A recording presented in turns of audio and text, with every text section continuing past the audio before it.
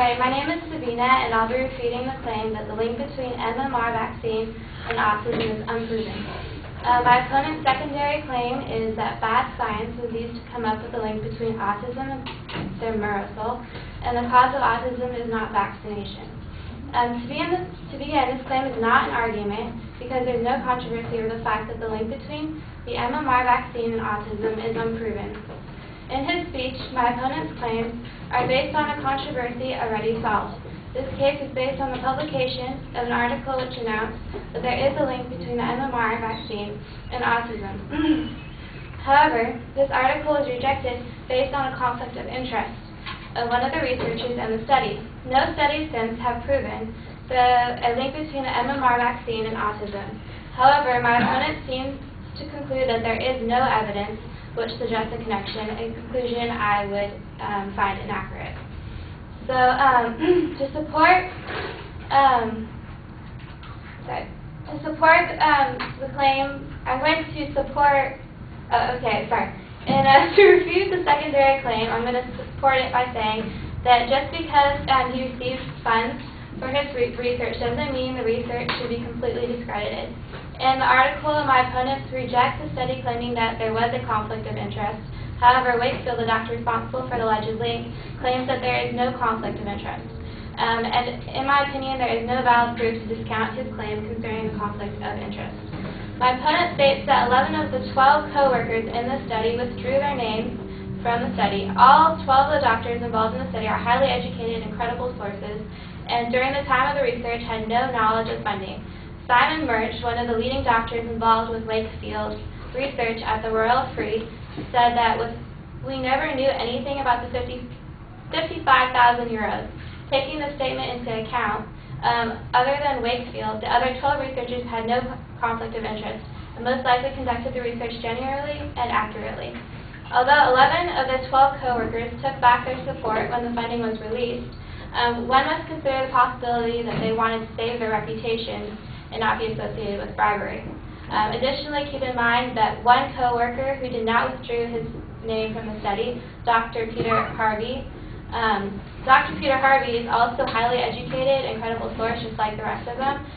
He's on the board. He's a board member of Visceral, which is a registered charity for autism, and he claims that he does not think the funding was relevant and would still have put his name to the study if he had known. I don't think there was any. He claims that he doesn't think there was any conflict of interest. As a result, I believe that there's substantially a high possibility that there was indeed no conflict of interest, and as a result, I found that the study should not be discredited due to funding, and there might be an actual link between the MMR vaccine and autism.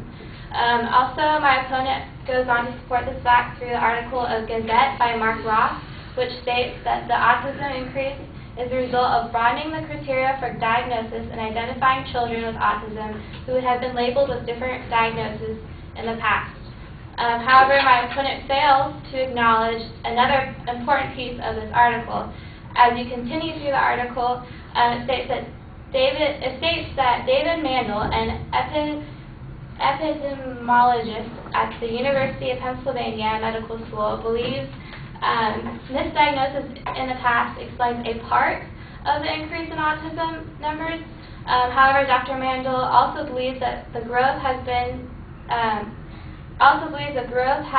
been too great to be accounted for just by continuing genetic abnormalities. The increase is probably too fast to be genetics. Let's look at my opponent's last claim. The cause of autism is not vaccination. However, after this claim, his speech does nothing to support this claim other than contradict itself by saying that there is no clear cause for autism. If there is no clear cause, how do we know that the cause is not vaccination? My opponent's secondary claim is clearly a hasty generalization. Additionally, I found evidence that shows a relationship between vaccination and autism. So the Association of American Physicians and Surgeons and Corporations posted an article stating a claim from the Journal of American Physicians and Surgeons, which shows that since mercury was removed from childhood vaccinations, the alarming increase in reports reported rates of autism and other neurological disorders in children actually dropped sharply by as much as 35%. The numbers from California show the reported autism rates hit a high of 800 in May 2003. If the trend had continued, the reports would have skyrocketed to more than 1,000 by the beginning of 2006, but in fact, the Skyers report that the number actually went down to only 620, a real decrease of 22%, and a decrease from the projections of 35%. This analysis directly contradicts 2004 recommendations of the Institute of Medicine, which examined vaccine safety data from the National Immunization Program of the CDC. While not willing to either rule out or to admit a relationship between mercury and autism, the IOM basically is soft-pedaling its findings and decided no more studies were needed. The decline in autism after removing mercury from children vaccinations is enough evidence to induce further research and cause reason to believe that there is a relationship between vaccinations and autism.